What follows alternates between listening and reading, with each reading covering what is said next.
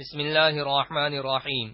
صرف 5 منٹ کا مدرسہ قرآن و حدیث کی روشنی میں 103واں دن 13 ربیع الثانی۔ نمبر 1، اسلامی تاریخ۔ نجاشی کے دربار میں کفار مکہ کی آخری کوشش۔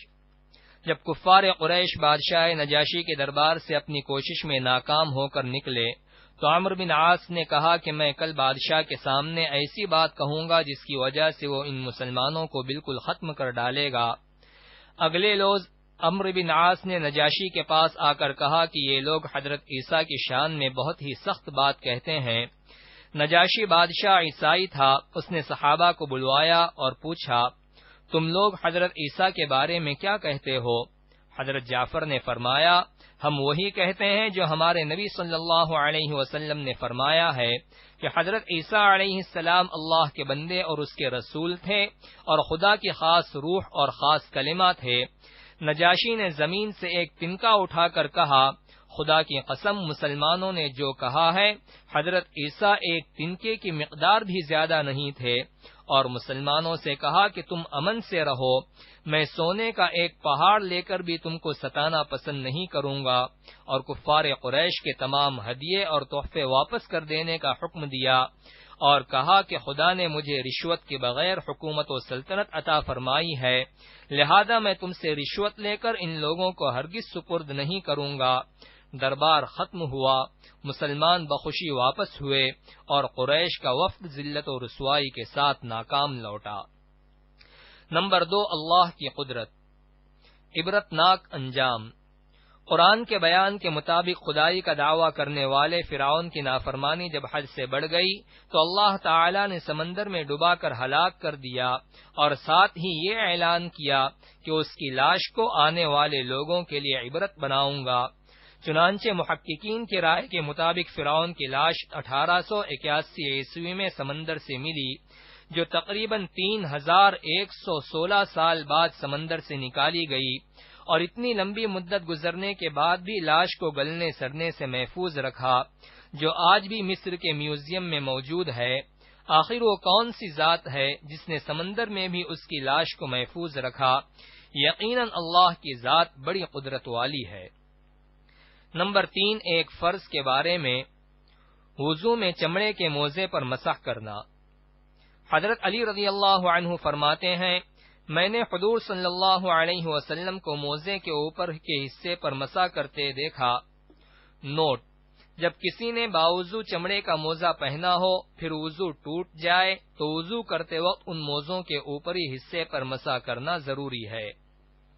نمبر 4، ایک سنت کے بارے میں، متعلقین کی خبر گیری کرنا۔ حضرت انس بن مالک رضی اللہ عنہ بیان کرتے ہیں کہ اہل تعلق میں سے کوئی شخص اگر 3 دن تک نہ آتا یا اس سے ملاقات نہ ہوتی تو آپ صلی اللہ علیہ وسلم اس کے متعلق معلومات فرماتے۔ اگر وہ باہر سفر میں ہوتا تو اس کے لیے دعا کرتے، اگر وہ موجود ہوتا تو آپ صلی اللہ علیہ وسلم اس سے ملاقات فرماتے، اگر بیمار ہوتا تو اس کی عیادت فرماتے۔ نمبر 5، ایک اہم عمل کی فضیلت، علم سیکھتے ہوئے وفات پا جانا۔ رسول اللہ صلی اللہ علیہ وسلم نے فرمایا، جس کو علم سیکھتے ہوئے موت آ جائے وہ اس حال میں اللہ تعالی سے ملاقات کرے گا کہ اس کے اور نبیوں کے درمیان صرف نبوت کے درجے کا فرق ہوگا۔ نمبر 6، ایک گناہ کے بارے میں، وارث کو میراث سے محروم کرنا۔